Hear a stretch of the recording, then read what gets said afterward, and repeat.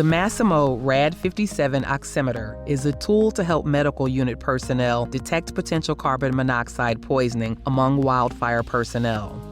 A part of our goal as Air Resource Advisors is to provide wildfire personnel with information about how to recognize, test, and monitor carbon monoxide exposure, and to recommend techniques for mitigation. Why do we need to be concerned with carbon monoxide poisoning? Carbon monoxide is a colorless, odorless gas that can cause serious health problems, even death.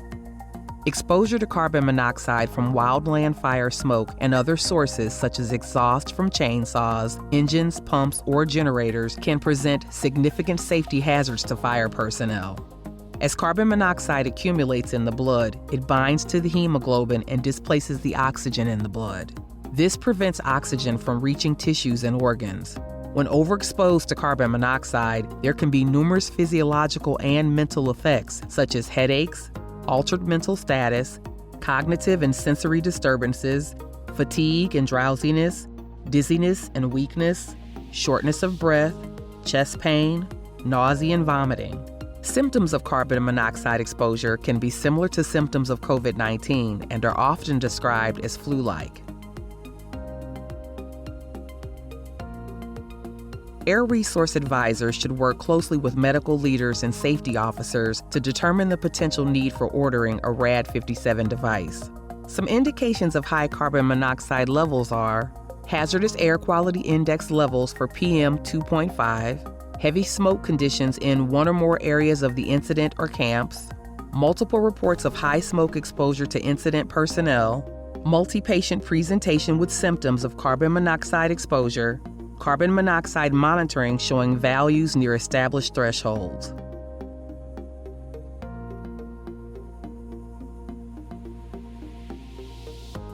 When you arrive at camp, do an evaluation of generator placement and potential exhaust infiltration into work tents, yurts, trailers, buildings, and sleeping areas. Every Air Resource Advisor should seek to establish a good working relationship with the medical unit leader. Introduce yourself, describe your role, and discuss what to watch out for and ways you can work together. Do the same with safety, coordinating monitoring locations, and understand if either have any concerns. Set up a plan for the incident if there's heavy smoke or carbon monoxide impacts. Share monitoring locations and date with regular meetings to discuss impacts and determine the need for any mitigations.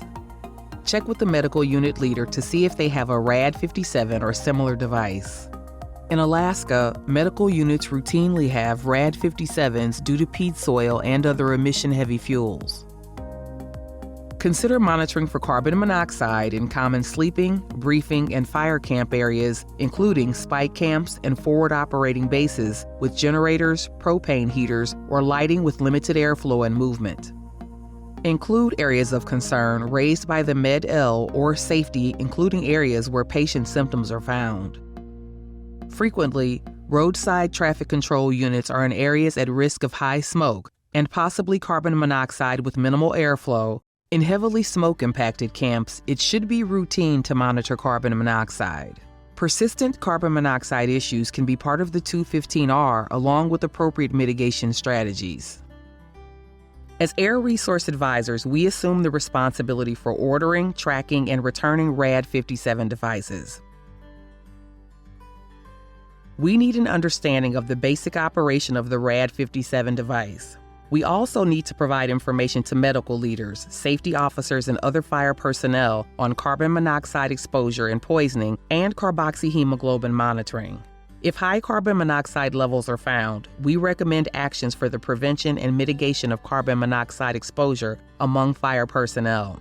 Mitigations may include things such as rotation of crew members in heavy smoke exposure tasks or information sharing about carbon monoxide poisoning and monitoring. The focus point is in controllable locations such as IC and spike camps. If the medical unit leader or line safety officer wishes to use the RAD-57 in smoke-filled online situations, please note we don't monitor that work environment, but we do not limit the use of the devices that they see as needed to address safety. The same is true for the carbon monoxide pens. Air Resource Advisors order and transfer RAD-57 units to medical unit leaders and provide them with instruction on the use and operation of the units. The medical unit leaders will coordinate the proper field use of the RAD-57 within the medical unit staff and assist ARAs and safety with messaging. Press the power button to turn the RAD-57 unit on, and a 1-second tone is heard. Verify all LEDs light up. It takes about 25 seconds to warm up. The battery indicator consists of 4 green LEDs, each representing 25% battery life. Replace the batteries if they're down to 25%. Place the sensor on a clean and dry finger. If fingernails are long, you may need to trim the nail. You will need to remove any fingernail polish.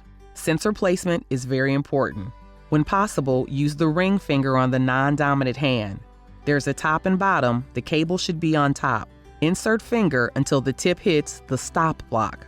Sensor should not rotate or move freely on finger. The LED should pass through the mid-nail, not the cuticle. If working in bright light, use the supplied light shield. Begin patient monitoring. The default readings are pulse rate on the bottom in green and oxygen saturation on top in red. Press the display button to obtain SpCO reading. Confirm abnormal readings by taking several measurements on different fingers and average the readings. Maintenance for the RAD-57 units is done both in-house and through a contract with the manufacturer so that you can be sure the instrument is accurate and ready to go. If additional questions on RAD-57 come up, contact the National Technology and Development Program. They will answer your questions or put you in contact with the manufacturer. They are here to help with a safe and healthy mission. LASCAR LUSB-CO pin instructions. LUSB-CO is an instrument that is designed to measure and record levels of carbon monoxide in air over a period of time. It takes a sample reading at set intervals for monitoring purposes. These instruments will be sent out with Air Resource Advisors upon deployment. Install the EasyLog USB software before you head out on a deployment. Make sure your computer is set to the correct time zone. Install the battery into the pin and wait for 3 minutes.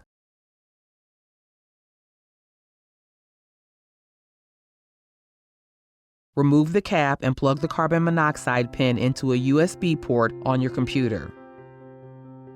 Open EasyLog USB software.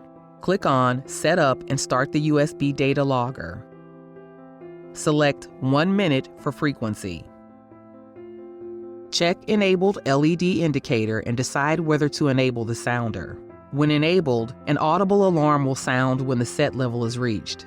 If you're sending the unit to the fire line, refer to the guidelines in the carboxyhemoglobin monitoring document. Set the start time and date. Remove the pin from the USB port.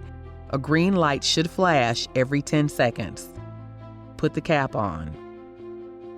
To download data, open EasyLog USB software. Remove the cap and plug the unit into a USB port on your computer. Click on Stop the USB data logger and download data.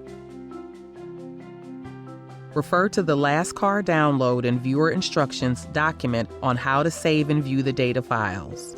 When LASCAR carbon monoxide pins are placed in response to a carbon monoxide exposure concern, the alarm should be enabled to ensure early warning of the exposure and prevention of exposure to personnel.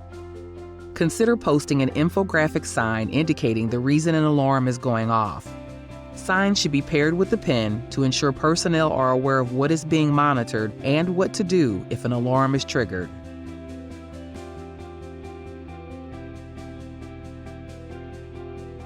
Minimize mop-up whenever possible, utilizing alternative means with less smoke exposure. Adjust operational periods on mop-up to avoid periods during a smoke inversion. Closely monitor and rotate personnel engaged in job tasks, constructing direct fire line, sawing or swamping, lighting and holding. Use UAV for tasks that can be high smoke exposure tasks.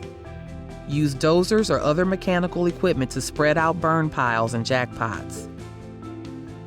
Rotate personnel in and out of heavy smoke areas during a shift and move to different locations for daily shift assignments when possible. Crews with symptoms of heavy smoke exposure and potential high carbon monoxide exposures should be given an opportunity for clean air when possible, either by a rotation schedule or a night in a facility with filtered air, sleeping trailer, or a spike camp in less smoke.